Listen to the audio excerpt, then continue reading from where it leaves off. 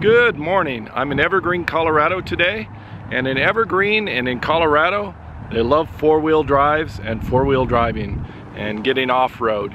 And I just drove up to Starbucks this morning, and there's this car here, and I don't know what's happening with it, but this guy has quite the parking job. It's just not what you see every day. I don't know. Yeah, kind of looks that way, huh?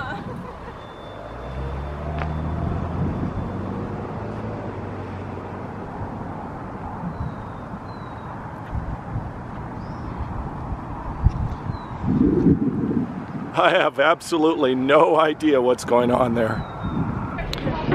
Well, it's been an interesting morning. The crane just came. It's over here, and it's lifting the car off of the boulder. And the lady's in Starbucks that was driving the car. Apparently she was drinking her coffee and spilled it in her car, and then she went off the road and onto the boulder.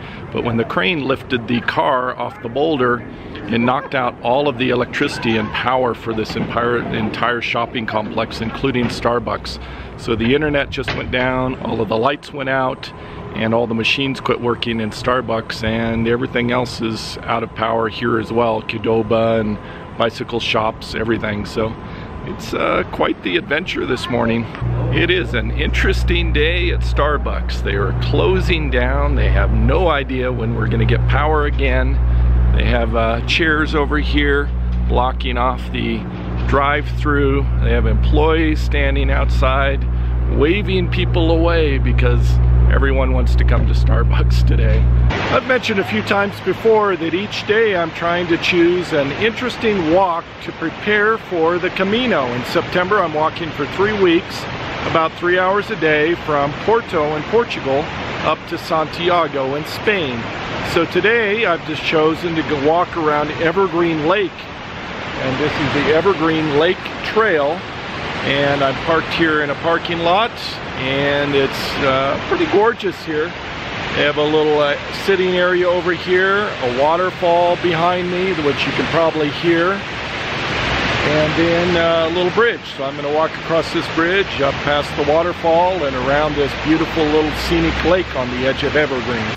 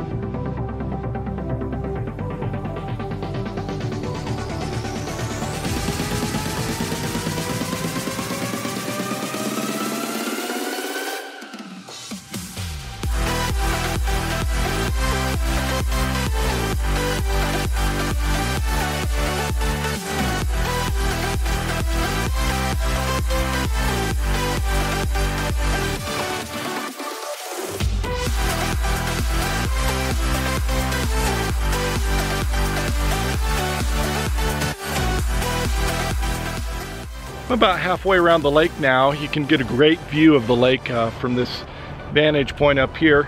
You can see a little boat dock over here, and then in the distance there's a lodge, and I'm headed that way right now.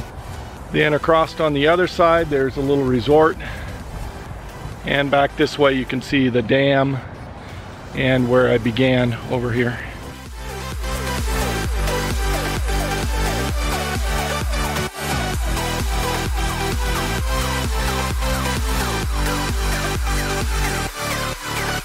I just talked to an employee. I asked him what the best way was to walk around the lake, and he just informed me that the road sort of ends here. You can't make it back around the other side. They closed it down 1.5 years ago for construction, so there's no way to get back to the parking lot that I started at other than to backtrack. And the other half of the lake that used to be water back here has dried up, so that's a big change since the last time I was here. This will end up being a shorter walk today, probably 40 minutes, something like that. That's good.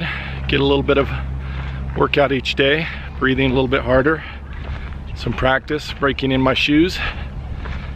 Hopefully when September rolls around, I'll be in shape to walk the Camino.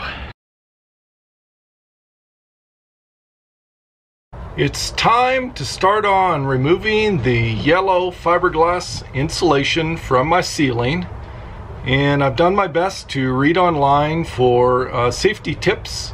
And so I have a mask, I have a hat on, I'm wearing my coveralls, and I'm going to be wearing some gloves here in just a minute. And I'm going to start first by removing this rail up above here, so that I can access the rest of this panel and remove the remaining plastic rivets around this panel here. Hopefully everything will go smoothly, but like so many of my other projects, who knows, probably will run into some complications.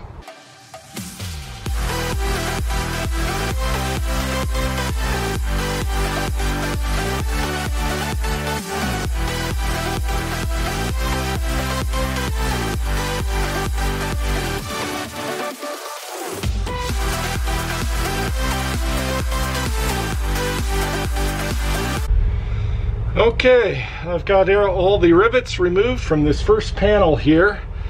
I have my gloves on, and I've got the partition disconnected here. So I'm going to go ahead and try to remove this panel, and on the other side should be about 1.5 inches of yellow fiberglass. I've set up in the back, whoops, it blew away. I've got some plastic tarps set up in the back here so I can set the fiberglass on top of that until I can get to a place to dispose of it. So I'm gonna fix the plastic tarp and then come back and do this.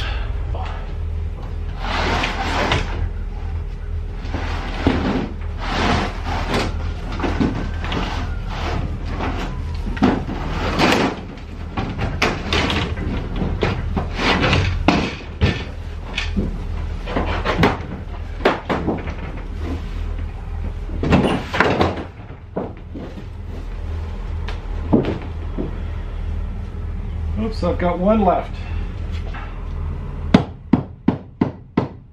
There we go. Okay.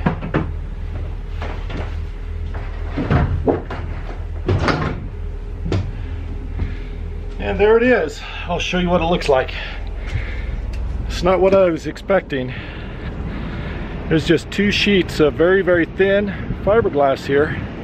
It's no wonder I'm not getting any insulation out of the ceiling. Just look at that. It's probably 3/4 of an inch of fiberglass in a 1.5 inch space, just almost nothing.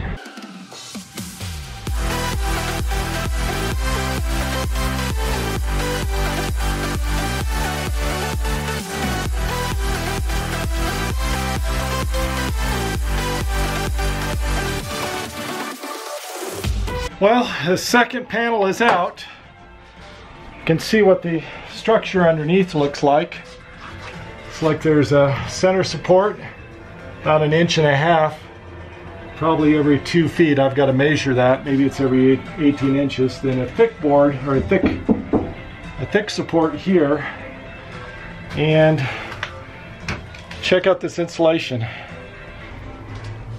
Yeah, I'm surprised that they even installed that. There's like almost nothing there. Well, I think that's all I'm going to do today. I've got 2 panels left, but I've got some plywood in the way, the pink foam and the plywood.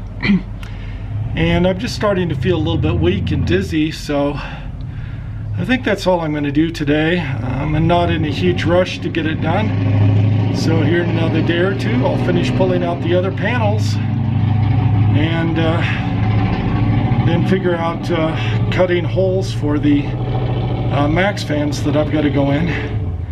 A little bit short of breath. I think I'm still feeling it in my level of stamina from my surgery that I had in March.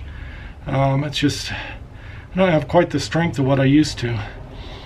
But anyway, it came out pretty easy. It's just a matter of holding my arms above my head to pound the rivets, and they came out, 3-4 seconds each, pretty quick.